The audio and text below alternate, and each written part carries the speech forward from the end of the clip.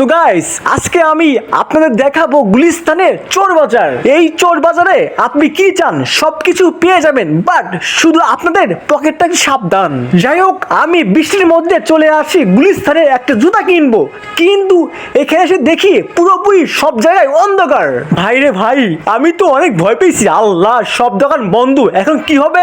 পরে দেখি একটা শার্ট, এটার দাম হচ্ছে বেশি না 200 টাকা। কারণ বাহ, এত সুন্দর শার্ট। যখন আপনি এখানে আসবেন, বাট খুবই সাবধানে আসবেন, কারণ হচ্ছে আপনার পকেট, মোবাইল ফোন যা আছে সবকিছু একটু দেখে শুনে নিয়ে আসবেন, তা না হলে এ মামার মতন আপনিও পড়ে যাবেন। যাই হোক, আমি এখন যাব হচ্ছে সেই গুলিস্তানের চোর জুতা মার্কেট, যেখানে আপনি বিভিন্ন রকমের বিভিন্ন ব্র্যান্ডের জুতা পাবেন, কিন্তু এখানেও আপনাকে সাবধান থাকতে হবে, তা না হলে দেখবেন পিছন থেকে এসেন আপনার পকেটটা নিয়ে গেছে।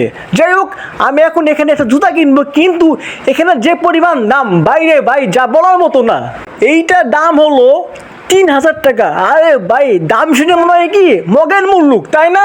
আপনারা আসার সময় অবশ্যই রাস্তাঘাট চিনে আসবেন। তারপর আমি গেলাম হচ্ছে জুতার দোকানে, একটা জুতা নিব, কিন্তু এখানে আপনার ইন্ডিয়ান, চাইনিজ, বিদেশি জুতা সব জুতা পেয়ে যাবেন, কিন্তু এখানে যে পরিমাণ দাম চাই, ভাই রে ভাই, দাম শুনে মনে হয় কি অজ্ঞান হয়ে যায়। মানে 5000 টাকা, 10,000 টাকা, এমনকি 20,000 টাকা। বাইরে ভাই, জুতা কি দাম, কিনবই নাকি শুনবই বুঝতেছি না। এই দেখুন, এই জুতা কত সুন্দর দেখছেন, কিন্তু এটা দাম হচ্ছে 5000 টাকা, কিন্তু আমি কিনবো না, বাট আপনাদের দেখাচ্ছি।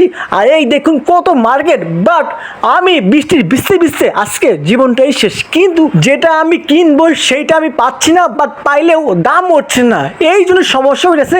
কিন্তু এখানে আপনার চোর, সন্ত্রাস সবকিছু পেয়ে যাবেন, কিন্তু আপনার পকেট অবশ্যই সাবধান রাখবেন। আপনি ধরেন আপনি একটা কিছু কিনলেন, দেখবেন আপনার পিছনে 2-3টা লোক দাঁড়িয়ে আছে, বাট তাদের কাছ থেকে সাবধান, দেখবেন থুপ করে পকেটটা মেরে দিছে। আমি আপনাদের আবারও বলছি, আপনারা যদি জুতা কেনেন অবশ্যই কয়েকটা দোকান ঘুরবেন, দেখবেন যেটা পছন্দ হয় দামাদামি করবেন, তারপরে আপনি আলগুসে জুতা কিনবেন, তা না হলে